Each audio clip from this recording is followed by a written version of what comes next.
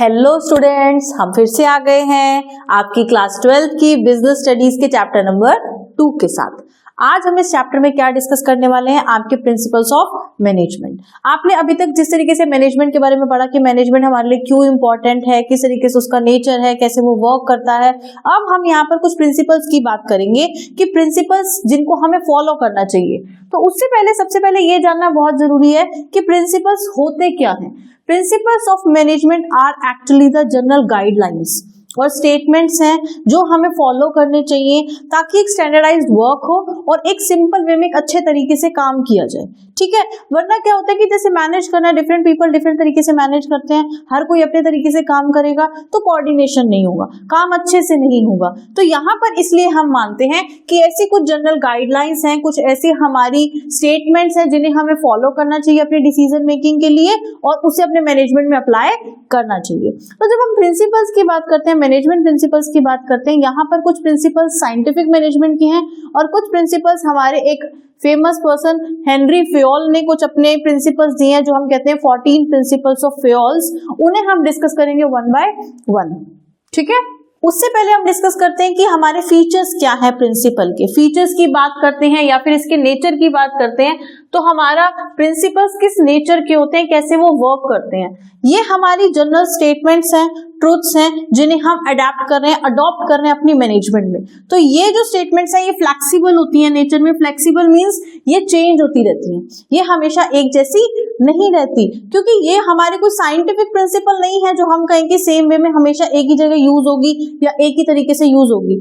जैसे जैसे हमारी कंडीशन चेंज होगी, हमारा एनवायरनमेंट चेंज होगा, यहाँ पर फ्लेक्सिबिलिटी भी आएगी। ये यूनिवर्सली एप्लीकेबल होती हैं। यूनिवर्सली मींस कि जैसे अगर हम अपनी मैनेजमेंट की बात करते हैं कि जहां भी हम मैनेज करें, अगर ऐसे कुछ प्रिंसिपल्स को फॉलो किया जाएगा तो वो हमारे लिए अच्छा होगा। तो यूनिवर्सली मींस हम हर जगह, हर एक्टिविटी में, हर ऑर्गेनाइजेशन में इन्हें अप्लाई कर सकते हैं। यहाँ पर cause and effect relationship show होता है। कॉज एंड इफेक्ट रिलेशनशिप मतलब कि किस वजह से क्या हमारा आउटपुट आएगा। जैसे हमने कहा कि एक मैनेजर ने अपने सबऑर्डिनेट को काम दिया तो वो मैनेजर किस तरीके से उसको वर्क दे रहा है, अथॉरिटी दे रहा है, कितनी देनी चाहिए, वो चीज समझना, ये प्रिंसिपल को फॉलो करेंगे तो आउटपुट अच्छा आएगा। तो यहाँ पर हमारा एक cause and effect relationship form हो जाता है कि ये करने से ये आउटपुट आएगा, ठीक है। नेक्स्ट, ये जो प्रिंसिपल्स है ये प्रैक्टिस और एक्सपेरिमेंट से फॉर्म होते हैं। ऐसे नहीं है कि मैं कुछ सोच रही हूँ कि ऐसा होना चाहिए तो मैं वैसा कर दूंगी, नो। हम प्रिंसिपल्स और इन जनरल गाइडलाइंस को जब फॉर्म करते हैं तो काफी एक्सपेरिमेंट्स के बाद, काफी प्रोसेसेस के बाद, प्रैक्टिस के बाद हमें समझ में आता है कि हमें ऐसा प्रिंसिपल फॉलो करना चाहिए, हमें इस तरीके से अपने ऑर्गेनाइजेशन में वर्क करना चाहिए, ठीक है। नेक्स्ट, कॉन्टिंजेंट मीन्स कि हमें नहीं पता कि यहाँ फ्यूचर क्या है, हमें नहीं समझ में आ रहा कि किस तरीके की एक्टिविटी है क्या नहीं है, अनसर्टेनिटी भी है। तो यहाँ पर हम ये नहीं कह सकते कि इस सिचुएशन में यही होगा या वो होगा, बट प्रिंसिपल्स को अगर हम फॉलो करते हैं तो हमें एक डायरेक्शन मिल जाती है, ठीक है। नेक्स्ट, मेनली बिहेवियर मीन्स कि यहाँ पर जो प्रिंसिपल्स हम फॉलो करते हैं वो बिहेवियर होते हैं, इनका नेचर बिहेवियर होता है। जैसे हम अगर बात करते हैं कि मैनेजमेंट हो रहा है तो मैनेजमेंट में सबसे इंपॉर्टेंट पार्ट होता है ह्यूमन रिसोर्स। हम ह्यूमन ही हैं जो दूसरे ह्यूमन के साथ वर्क करते हैं एज अ टीम और हम एक दूसरे के साथ कोऑर्डिनेट कर रहे हैं, चाहे सुपीरियर है या सबऑर्डिनेट है। तो ये प्रिंसिपल्स किसी न किसी इंडिविजुअल के बिहेवियर को ही अफेक्ट करते हैं और उसको रिफ्लेक्ट करते हैं। Getting my point. लास्ट आता है आपका जनरल गाइडलाइंस, जो हमने आपको सबसे पहले बताया था कि हमारे प्रिंसिपल्स जो हैं ये हमारी कुछ गाइडलाइंस हैं जो हमारे लिए हमेशा हेल्पफुल रहती हैं। तो these were the features of principles of management कि वो कैसे होते हैं। नेक्स्ट हम मूव करते हैं आगे, जल्दी रिवीजन करेंगे, आपको क्विकली पूरा चैप्टर रिवाइज कराएंगे, ठीक है। नेक्स्ट हमारे जो हेनरी फेयोल के 14 प्रिंसिपल्स हैं, यहाँ पर सारे प्रिंसिपल्स लिस्टेड हैं, you know it very well. अब हम इन प्रिंसिपल्स को वन बाय वन डिस्कस करते हैं quickly. Let's start with the first one, that is your division of work. ये प्रिंसिपल क्या कहता है? ये प्रिंसिपल सिंपली कहता है कि अगर हमें मैनेज करना है, हमें अपने ऑर्गेनाइजेशन की स्मूथ फंक्शनिंग चाहिए, हम चाहते हैं कि हमारे ऑर्गेनाइजेशन का आउटपुट अच्छा आए, ग्रोथ हो, ऑब्जेक्टिव्स अचीव हो, तो हम ऐसे प्रिंसिपल को फॉलो करें जहां पर हम वर्क को डिवाइड कर दें। डिवीजन ऑफ वर्क कि डिफरेंट इंडिविजुअल्स जो ऑर्गेनाइजेशन में वर्क कर रहे हैं उन्हें उनकी स्पेशलाइजेशन और उनकी एबिलिटी के अकॉर्डिंग हम वर्क अलॉट कर दें, डिवाइड कर दें। इससे हमें बेनिफिट होगा कि जब हम एक स्पेशलाइज्ड पर्सन को उसका काम देंगे आउटपुट अच्छा आएगा, उसकी भी स्पेशलाइजेशन होगी, उसको भी बेनिफिट होगा, वो भी एफिशिएंट होगा और हमारा आउटपुट भी अच्छा आएगा। बट अगर हम इसे वॉयलेट करते हैं, ऐसा हम प्रिंसिपल फॉलो नहीं करते, तो क्या होगा, हमारे वर्कर्स की एफिशिएंसी कम होगी, हमारा आउटपुट अच्छा नहीं आएगा, गोल अचीव नहीं हो पाएगा। ठीक है, next one, authority and responsibility. As per this principle ये हमें कहता है कि हमारी जो अथॉरिटी और रिस्पॉन्सिबिलिटी है that should go hand in hand, मतलब साथ साथ चलनी चाहिए।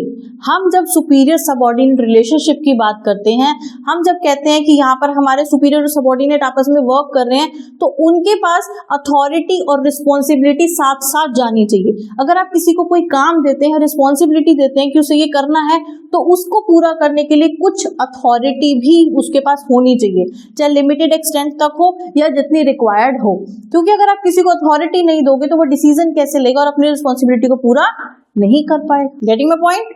अगर हम इस प्रिंसिपल को फॉलो करते हैं तो हम अपना टारगेट अचीव कर पाएंगे, हम टाइमली कर पाएंगे, और एम्प्लॉय को जब अथॉरिटी मिलेगी, पावर मिलेगी, तो वो कॉन्फिडेंट फील करेगा।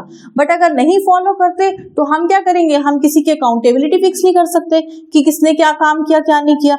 अगर आप किसी को रिस्पॉन्सिबिलिटी देते हो, पावर देते हो, तो दैट पर्सन इज आंसरेबल कि उसने वो काम किया, कैसे किया, नहीं किया, तो क्या प्रॉब्लम थी, क्या रीजन थे, पूरी इंफॉर्मेशन आपके पास होगी। आप डिटेक्ट कर सकते हो कि एरर कहाँ रहा है। ठीक है, नेक्स्ट, डिसिप्लिन। हम सबको पता है कि हमें लाइफ में हमें अपनी रूटीन एक्टिविटीज में डिसिप्लिन रखना चाहिए, हमें डिसिप्लिन वे में वर्क करना चाहिए।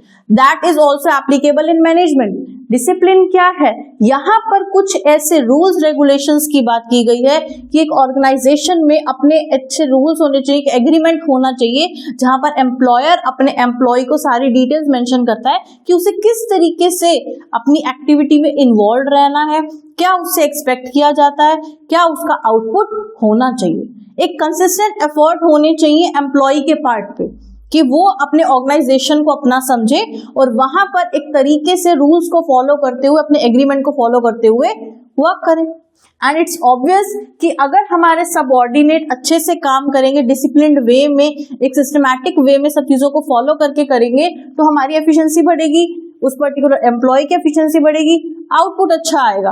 बट अगर वॉयलेट करते हैं तो नहीं होगा, डिसिप्लिन नहीं होगा, टारगेट अचीव नहीं होगा, एम्प्लॉय के अंदर एफिशिएंसी नहीं आएगी, हमारे हमेशा डाउट का एनवायरनमेंट बना रहेगा, पता नहीं किसने क्या किया। ठीक है, नेक्स्ट आता है आपका यूनिटी ऑफ कमांड। यूनिटी मतलब एक, कमांड। जब एक एम्प्लॉयर अपने एम्प्लॉय को कमांड देता है तो वो उसको ऑर्डर देता है कि उसे क्या काम करना है। यूनिटी ऑफ कमांड ये कहती है कि एक सबऑर्डिनेट को ऑर्डर सिर्फ एक मैनेजर दे तो अच्छा है। अगर हम अपने सबऑर्डिनेट को, कभी कोई मैनेजर ऑर्डर दे रहा है, कभी कोई मैनेजर ऑर्डर दे रहा है, तो ऐसी सिचुएशन में सबऑर्डिनेट को समझ में नहीं आएगा कि वो पहले किसको रिप्लाई करे, पहले किसका टास्क कंप्लीट करे। तो यहाँ पर इस सिचुएशन को ओवरकम करने के लिए हम एक गाइडलाइन फॉलो करते हैं कि हमारी हमेशा यूनिटी होनी चाहिए कमांड में, कि एक टाइम पर एक सबऑर्डिनेट को एक ही मैनेजर कुछ टास्क अलॉट करे, सो दैट वो एम्प्लॉय इजीली उस चीज को समझ सके, अपना काम कर सके, अपना फीडबैक दे सके कि मैंने ये किया। Got it? नेक्स्ट आता है यूनिटी ऑफ डायरेक्शन। अभी तक हमने कमांड की बात की थी कि एक मैनेजर अगर एक सबऑर्डिनेट को वर्क अलॉट करता है तो वो यूनिटी होगी और वो इफेक्टिव वे होगा, एफिशिएंट भी होगा।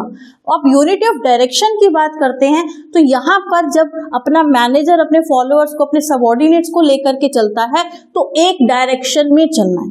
That means there should be one head for one plan, कि एक प्लान है, एक ऑर्गेनाइजेशन चल रहा है, चाहे प्रोडक्शन हो रही है या कोई भी एक्टिविटी है, उसके लिए एक हेड है, एक मैनेजर है और उसके सबऑर्डिनेट्स हैं, वो सब उसके साथ उस डायरेक्शन में जा रहे हैं for the achievement of their गोल, अपने टारगेट की तरफ जा रहे हैं। और अगर कोई ऐसा ऑर्गेनाइजेशन है जो दो डिविजन्स में वर्क करता है, जैसे कोई एक पर्टिकुलर कंपनी है जो रबर पार्ट्स भी बनाती है और प्लास्टिक पार्ट्स भी बनाती है, तो there should be different plans and different heads for both the divisions.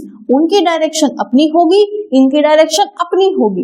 उनका मैनेजर उनके सबऑर्डिनेट्स को अपने साथ लेकर के चलेगा, वो अपने प्लान की तरफ चलेंगे और दूसरे डिवीजन वाले अपने प्लान्स की तरफ। Got it? Next principle, that is your subordination of individual interest to general interest. Subordinate मतलब नीचे रखना। तो ऑर्गेनाइजेशन में एम्प्लॉयज इस चीज को फॉलो करें कि वो पहले अपने इंटरेस्ट की बजाय अपने ऑर्गेनाइजेशन, अपने ओवरऑल जनरल इंटरेस्ट को फॉलो करें, क्योंकि हम मानते हैं कि इंडिविजुअल की एफिशिएंसी इंप्रूव होना या उसकी पर्सनल ऑब्जेक्टिव्स अचीव करना भी जरूरी है, बट जब हम इंडिविजुअल के अपने इंटरेस्ट को सबऑर्डिनेट करते हैं, नीचे रखते हैं और जनरल फॉलो करते हैं, ऑर्गेनाइजेशन की ग्रोथ होगी तो सबकी ग्रोथ होगी।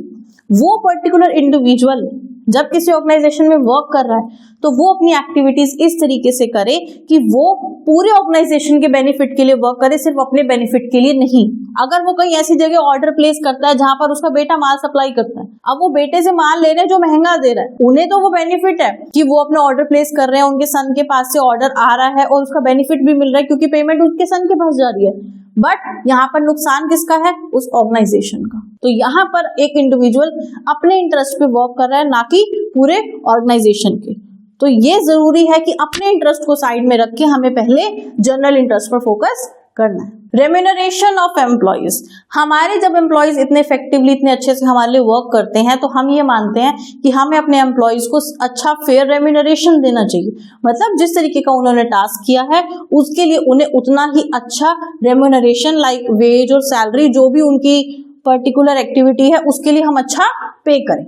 ठीक है, अगर हम उन्हें अच्छा रेम्यूनरेशन देंगे, उनके काम के अकॉर्डिंग उन्हें पैसे देंगे, उन्हें वेजेस सैलरीज दी जाएगी तो वो मोटिवेट होंगे, अच्छा काम होगा, अच्छा एनवायरनमेंट बनेगा पूरे बिजनेस में, पूरे ऑर्गेनाइजेशन में। और नहीं होगा तो यहाँ पर सब डिस्करेज हो जाएंगे, डिफरेंस आ जाएगा सबके मन में। ठीक है, नेक्स्ट आता है सेंट्रलाइजेशन एंड डिसेंट्रलाइजेशन। ये दो टर्म्स क्या कहती हैं? सेंट्रलाइजेशन मींस जहां पर सारी पावर किसी एक इंडिविजुअल के हाथ में, एंड डिसेंट्रलाइजेशन मींस उन पावर्स को डिस्ट्रीब्यूट करना, आगे फर्दर स्प्रेड करना। तो यहाँ पर इस प्रिंसिपल में ये कहा गया है कि जो सुपीरियर हैं, जो हमारे अपर लेवल है या जो मैनेजर्स हैं, वो कंप्लीट सेंट्रलाइजेशन या कंप्लीट डिसेंट्रलाइजेशन फॉलो ना करें। जो इंपॉर्टेंट पावर्स हैं वो अपने हाथ में रखें और जहां रिक्वायर्ड है वहां अथॉरिटीज, रिस्पॉन्सिबिलिटीज और जो भी टास्क है उन्हें डिसेंट्रलाइज किया जाए, अपने सबऑर्डिनेट्स में डिवाइड किया जाए। ठीक है, अगर ऐसा होगा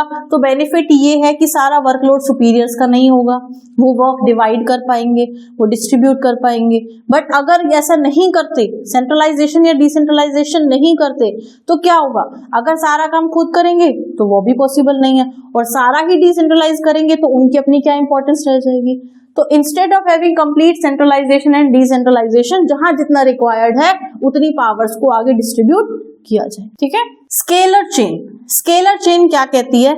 यहाँ पर एक चेन फॉलो की जाती है among the superiors and subordinates, क्योंकि ये प्रिंसिपल कहता है कि अथॉरिटी और कम्युनिकेशन की एक चेन होनी चाहिए कि टॉप टू बॉटम जब हम मूव करते हैं डिफरेंट लेवल्स में अपने ऑर्गेनाइजेशन में, तो एक चेन है कि लाइक ए बी को कहेगा, बी डी को कहेगा और डी एफ को कहेगा। ये डिफरेंट लेवल्स पे वर्क कर रहे हैं, और अगर इसी तरीके से अपने बॉटम से टॉप पे जाना है, हमें कम्युनिकेट करना है, तो यहाँ पर एक प्रॉपर सीक्वेंस है रिस्पॉन्सिबिलिटी का या अथॉरिटी का जो हम फॉलो कर रहे हैं। और एक टर्म आती है गैंग प्लैंक। यहाँ पर अगर कोई इमरजेंसी है या रिक्वायर्ड है तो सेम लेवल के इंडिविजुअल्स आपस में कम्युनिकेट कर सकते हैं। ठीक है, नेक्स्ट आता है आपका ऑर्डर। ऑर्डर हम कहते हैं ना, हर चीज प्रॉपर ऑर्डर में होनी चाहिए, सीक्वेंस में होनी चाहिए। तो there should be right place for everything and everyone. हर एक प्रोडक्ट की, हर एक चीज की अपनी प्रॉपर प्लेस होनी चाहिए, और हर इंडिविजुअल की अपनी ऑर्गेनाइजेशन में एक जगह होनी चाहिए। हर चीज एक सिस्टमैटिक वे में चलनी चाहिए, ऑर्डर में चलनी चाहिए। इससे क्या होगा? कोई भी इम्बैलेंसेस नहीं होंगे, प्रॉब्लम्स नहीं आएंगी, और हम अपने ऑर्गेनाइजेशन की स्मूथ वर्किंग पे वर्क कर सकते हैं। ठीक है, नेक्स्ट आता है equity. As you can see in this image there are two terms, equality and equity. अब यहाँ पर ये जो दो टर्म्स है, इक्वालिटी और इक्विटी, इनमें क्या डिफरेंस है? इक्विटी तो हमारा प्रिंसिपल है जहां पर हम ये मानते हैं कि जो इंडिविजुअल जैसा आउटपुट दे रहा है उसे वैसा ही हम रेम्यूनरेशन दें या उसे वैसा ही इंसेंटिव दिया जाए। ठीक है, इक्विटी मींस सारे इंडिविजुअल बराबर है, बराबर। इक्वालिटी में आप देख रहे हो कि चाहे बड़ा है, छोटा है या डिसेबल्ड है, सब एक ही पोजीशन पे हैं, ये इक्वालिटी है। हम कहते हैं कि male and female are equal, हमारी सोसाइटी में बराबर मानते हैं उन्हें। बट इक्विटी जो टर्म है, इक्विटी टर्म कहती है कि हर इंडिविजुअल इक्वल है एज पर देयर कंडीशन, आप इस इमेज में देख रहे हैं कि अगर कोई छोटा है या डिसेबल्ड है तो इक्विटी मींस कि जिसकी जो रिक्वायरमेंट है उसे वो फैसिलिटी प्रोवाइड की जा रही है। तो इसी तरीके से अगर हम अपने ऑर्गेनाइजेशन की बात करते हैं तो इक्विटी मींस कि हमारे लिए सारे वर्कर्स बराबर नहीं है कि कोई कितना भी काम करेगा हम उन्हें इक्वल सैलरी देंगे।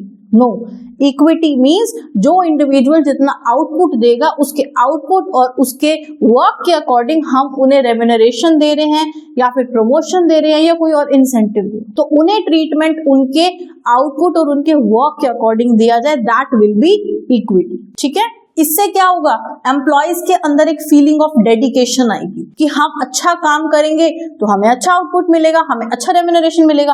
अगर सबको बराबर रखेंगे तो सब यही सोचेंगे कि काम करने की जरूरत क्या है, काम नहीं भी करेंगे तो भी पैसे तो मिलने ही मिलने हैं, तो वो किसी भी ऑर्गेनाइजेशन के लिए सही नहीं है। Stability of personal means that particular employee, तो उसकी स्टेबिलिटी पे भी हमें वर्क करना चाहिए। अगर बहुत ज्यादा वेरिएशन होगी, एम्प्लॉय बहुत जल्दी आएंगे जाएंगे, अगर वो ऑर्गेनाइजेशन चेंज करेंगे तो वो उस पर्टिकुलर इंडिविजुअल के लिए भी अच्छा नहीं है और उस ऑर्गेनाइजेशन के लिए भी अच्छा नहीं है। ऐसी सिचुएशन में हमें बार बार अपने नए एम्प्लॉयज को ट्रेन करना पड़ेगा, उनके ऊपर कॉन्फिडेंस डेवलप करना पड़ेगा, तो काफी सारी प्रॉब्लम्स आएंगी, कॉस्ट भी इंकर होगी। बट अगर हम इस प्रिंसिपल को फॉलो करते हैं तो हमारा उस पर्टिकुलर एम्प्लॉय में जो काफी लंबे टाइम तक एक टेन्योर के लिए अपने ऑर्गेनाइजेशन में वर्क करेगा तो हमारा कॉन्फिडेंस डेवलप होगा, उसकी एफिशिएंसी इंप्रूव होगी और हमारे को मतलब हमारी पर्टिकुलर ऑर्गेनाइजेशन को ट्रेनिंग पे बहुत ज्यादा एक्सपेंसिव नहीं करने पड़ेंगे।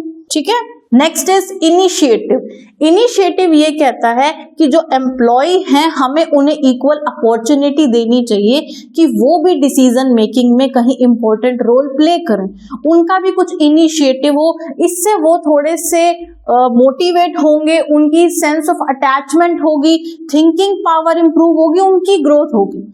और अगर हम ऐसा नहीं करते, उन्हें अपॉर्चुनिटी नहीं देते, तो हमारी जो एम्प्लॉयज हैं वो कोऑपरेटिव नहीं रहेंगे, उन्हें लगेगा कि हमारे डिसीजन की, हमारे ओपिनियन की तो कोई वैल्यू है ही नहीं। तो हमें उनके लिए कुछ ऐसे ऑप्शंस रखने चाहिए कि जहां रिक्वायर्ड हो हम अपने एम्प्लॉयज के, अपने सबऑर्डिनेट्स के, अपने आइडियाज को, ओपिनियंस को आगे लेकर के आ सके। ठीक है, and last of the Fayol's principle is spirit de corps. This is all about team spirit, कि हम सब आई में बिलीव ना करके वी में बिलीव करें और मिल करके एज अ टीम वर्क करेंगे तो ग्रो करेंगे, डेवलप करेंगे, अपने टारगेट को अचीव कर सकते हैं। So these were the 14 principles of Henry Fayol. समझ गए? Next are the techniques of scientific management. ये टेक्निक्स क्या कहती हैं और साइंटिफिक मैनेजमेंट क्या होता है? हमने अब तक मैनेजमेंट की बात करी है, management is the art of getting things done effectively and efficiently. तो साइंटिफिक मैनेजमेंट क्या है? ये कहता है कि हमारा मैनेजमेंट एक स्टैंडर्ड तरीके से हो, एक सिस्टमैटिक वे में हो, हम अपने ट्रेडिशनल मेथड्स को छोड़ करके कुछ साइंटिफिक वे में मैनेजमेंट करें। ठीक है, there should be one best way to do the activity और अ पर्टिकुलर टास्क। तो यहाँ पर जिन टेक्निक्स की बात की गई है हमारी बुक में वो क्या है? Functional foremanship. As per this particular technique कि हमारे पास कुछ फॉर्मेन्स होने चाहिए और हर एक्टिविटी के लिए, हर फंक्शन के लिए एक स्पेशलाइज्ड पर्सन होना चाहिए। एक फॉरमैन अपॉइंट कर दिया जाए कि जो जिस पर्टिकुलर फंक्शन में, किसी पर्टिकुलर एक्टिविटी में एक्सपर्ट है, स्पेशलाइज्ड है, उसे वो काम दे दिया जाए। तो यहाँ पर हम अपना एक सिस्टमैटिक वे में, साइंटिफिक वे में वर्क करेंगे कि जो स्पेशलाइज्ड है उसे वही काम दिया जाए। Next is standardisation and simplification of work. ये क्या होता है? स्टैंडर्डाइजेशन एक ऐसा प्रोसेस है जहां पर हम हर काम को करने का एक स्टैंडर्ड सेट कर देते हैं कि मुझे इस तरीके का काम चाहिए, उससे कम या उससे ज्यादा नहीं। आपकी हर काम का एक स्टैंडर्ड होता है कि कितना टाइम लगेगा, क्या मेथड होगा, क्या आउटपुट आएगा, एक इंडिविजुअल के लिए कितने घंटे काम करना है। तो हर चीज का एक स्टैंडर्ड फिक्स हो कि इतनी देर इतना आउटपुट, ऐसा आउटपुट आना चाहिए। जैसे क्वालिटी स्टैंडर्ड्स भी होते हैं, यहाँ पर हम वर्क का स्टैंडर्ड मतलब फाइनलाइज कर रहे हैं, फिक्स कर रहे हैं कि ये काम ऐसा होना चाहिए। अगर स्टैंडर्ड होगा तो एक लिमिट फिक्स होगी, हर इंडिविजुअल उसके अकॉर्डिंग काम करेगा। ठीक है। सिंप्लीफिकेशन मीन्स कि हम अननेसेसरी एक्टिविटीज और अपने टास्क को अवॉइड करें। जैसे हम एग्जांपल लेते हैं कि एक शू मैन्युफैक्चरिंग कंपनी, वो शूज मैन्युफैक्चर करती है, तो यहाँ पर सिंप्लीफाई किस तरीके से किया गया है कि शूज मैन्युफैक्चर होते हैं number 1 2 3 4 5 6 7 eliminate and so on. Her company अपने अकॉर्डिंग नंबर्स देती है, हर कंट्री में अपना अपना होता है, तो सिंप्लीफाई करने के लिए नंबर्स दे दिए। ऐसा नहीं है कि 4.5, 2.7, 3.8 इस तरीके के शूज बना रहे हैं, उनके लिए मैनेज करना उसको आसान नहीं होता। तो वर्क को सिंप्लीफाई करके करोगे तो अच्छा होगा, टाइम पे होगा और टारगेट भी अचीव होगा। Next is method study. ये टेक्निक कहती है हर काम को करने का एक वन बेस्ट मेथड होता है। तो इस स्टडी के अकॉर्डिंग हम अपने एक्सपेरिमेंट्स और प्रोसेसेस के बेसिस पे ये देखें कि इस काम को करने का सही मेथड क्या है, उस मेथड को समझें और अपने ऑर्गेनाइजेशन में अप्लाई करें। हर काम को करने का एक सही तरीका। Motion study. मोशन स्टडी ये कहती है कि हम अगर कोई काम करते हैं तो उसमें मोशन होता है, मूवमेंट, कि मैंने पहले क्या किया। लाइक हम मॉर्निंग में उठते हैं, पहले फ्रेश होते हैं, फिर ब्रेकफास्ट करते हैं, शावर लेते हैं, लंच होता है, वॉक पे जाते हैं, अलग अलग एक्टिविटीज है, मोशन। तो ये स्टडी कहती है कि जब ऑर्गेनाइजेशन में कोई वर्क होता है, वो डिफरेंट एक्टिविटीज है, तो जिसमें अननेसेसरी एक्टिविटीज है, जिसमें शायद हमारा टाइम वेस्ट हो रहा है, वो हमें नहीं करनी चाहिए, उन्हें हमें एलिमिनेट करना चाहिए और जो इंपॉर्टेंट काम है वही करने चाहिए। ठीक है, ये बेसिकली अप्लाई होता है ऑर्गेनाइजेशन में। जब हम प्रोडक्शन कर रहे हैं, मैन्युफैक्चरिंग कर रहे हैं, किस तरीके से हम मटेरियल को एक प्लेस से दूसरी प्लेस पे मूव कर रहे हैं, उसको कन्वर्ट कर रहे हैं, तो ऐसी सिचुएशन में मोशन एक्टिविटीज को हम कुछ अनइम्पॉर्टेंट एक्टिविटीज को एलिमिनेट कर सकते हैं। नेक्स्ट आता है टाइम स्टडी। टाइम स्टडी क्या कहती है? टाइम मींस हर काम को करने का एक फिक्स टाइम होना चाहिए, प्रिस्क्राइब्ड लिमिट होनी चाहिए कि अगर हम मैनेज कर रहे हैं, अगर हम किसी को कहेंगे कि आपको जितना मर्जी यार टाइम करो, कैसे भी काम करो, वो कर लेगा, काम तो हो जाएगा, but that would not be effective. अगर हमें इफेक्टिवली वर्क करना है, मैनेज करना है, तो टाइम स्टडी के अकॉर्डिंग हमें यह समझना होगा कि इस काम को करने के लिए इतनी जरूरत है, इतने घंटे जरूरी हैं, हमें उस इंडिविजुअल को उस काम के लिए उतना टाइम अलॉट करना चाहिए। हम उससे ना तो जल्दी एक्सपेक्ट करें और ना ही बहुत ज्यादा डिलेड वर्क एक्सपेक्ट करें। Getting my point? Next is fatigue study. Fatigue होती है थकान। अब एक इंडिविजुअल वर्क करता है, एक ह्यूमन बॉडी है, उसे रेस्ट चाहिए, तो फटीग स्टडी हमें ये बताती है कि एक इंडिविजुअल कितने आवर्स के लिए वर्क कर सकता है, किस टाइप का वर्क है, फिजिकल है, मेंटल है, उसे कितने रेस्ट इंटरवल्स चाहिए, कितने ड्यूरेशन के रेस्ट इंटरवल्स चाहिए, तो ये हम सब समझते हैं अपनी fatigue study. And last is differential piece wage system. As per this method, जो ये टेक्निक है, differential piece wage system means कि एक वेट सिस्टम होना चाहिए जहां पर जो जैसा काम करेगा, जितना आउटपुट देगा, उसको उतनी वेजेस, वो डिफरेंट होनी चाहिए एज पर द आउटपुट। ठीक है, नेक्स्ट आते हैं हमारे साइंटिफिक मैनेजमेंट के प्रिंसिपल्स। ये प्रिंसिपल्स क्या कहते हैं? प्रीवियसली हमने डिस्कस की थी कुछ टेक्निक्स, काम को करने के सही तरीके, सही मेथड्स, सही वेज, किस तरीके से हम अपने वर्क को किस टेक्निक से साइंटिफिक वे में कर सकते हैं या करना चाहिए, कैसी गाइडलाइंस थी। यहाँ पर आते हैं हमारे प्रिंसिपल्स कि हमें क्या फॉलो करना चाहिए। First one is science not rule of thumb. Not rule of thumb क्या कहता है कि हमें अपना काम साइंटिफिक वे में करना चाहिए, एक वन बेस्ट वे होना चाहिए काम को करने का। मैनेजर अपनी डिक्टेटरशिप लेकर के ना चले कि जो मैनेजर ने कहा है वही फॉलो करना है। रूल ऑफ थंब मींस एक तरीका है काम करने का, पुराना चला आ रहा है, उसी को सब फॉलो कर रहे हैं। नो, जो उन्हें लगता है वो सही नहीं करना है, हमें वो सही करना है जो ऑर्गेनाइजेशन के लिए, हमारे एम्प्लॉयज के लिए, हमारे अचीवमेंट के लिए जरूरी है। One best way to do the right thing, जो सही है या जो मैनेजर समझता है वो नहीं। ठीक है, नेक्स्ट आता है हार्मनी नॉट डिस्कॉर्ड। हार्मनी होती है पीसफुल। हमें अपने ऑर्गेनाइजेशन में मिल करके एक साथ काम करना है, एक दूसरे को अगेंस्ट नहीं जाना है, डिसरिस्पेक्ट नहीं करना है, हमें वी में बिलीव करना है कि हम मिल करके काम करेंगे, एक दूसरे को रिस्पेक्ट देंगे। ठीक है, next is cooperation not individualism. मतलब हमें कंपटीशन में बिलीव नहीं करना कि मैं अपने अपने बारे में सोचूं, हमें कॉपरेट करना है कि कंपटीशन नहीं, कॉपरेशन, कि सब मिलकर के काम करेंगे तो गोल अचीव करेंगे, गोल अचीव होगा तो सबका बेनिफिट होगा। ठीक है, and next is development of each and every person to his or her greatest efficiency and prosperity from the date of employment। जब किसी पर्टिकुलर एम्प्लॉय को हम अपॉइंट करते हैं, उस पर्टिकुलर डेट से हमें उस इंडिविजुअल को वो काम देना चाहिए जो उसकी एबिलिटीज के अकॉर्डिंग उसको सूट करता है या वो जो कर सकता है। इससे उसकी एफिशिएंसी इंप्रूव होगी, उसकी डेवलपमेंट होगी, उसका स्पेशलाइजेशन होगा और बेनिफिट ऑर्गेनाइजेशन को तो मिलेगा। सिंपली जो जिस काम में अच्छा है उसे वो काम दो, ये तो सभी कहते हैं ना। ठीक है। So this was about your chapter number 2 principles of management. This was a quick review of the chapter. सारे प्रिंसिपल्स को हमने वन बाय वन डिस्कस किया है जितना जल्दी हो सका है, और इस चैप्टर में से आपका कम से कम 5-6 मार्क्स का क्वेश्चन आता है, तो अच्छे से ये सारे प्रिंसिपल्स पढ़ लो। इसमें एमसीक्यू उसमें क्वेश्चन में भी आपकी कोई केस आ सकता है या कोई लॉन्ग केस भी आ सकता है कि यहाँ पर किस तरीके से कौन सा प्रिंसिपल फॉलो किया गया है, उसको समझो और उसको एक्सप्लेन करो। ठीक है, होप यू लाइक इट।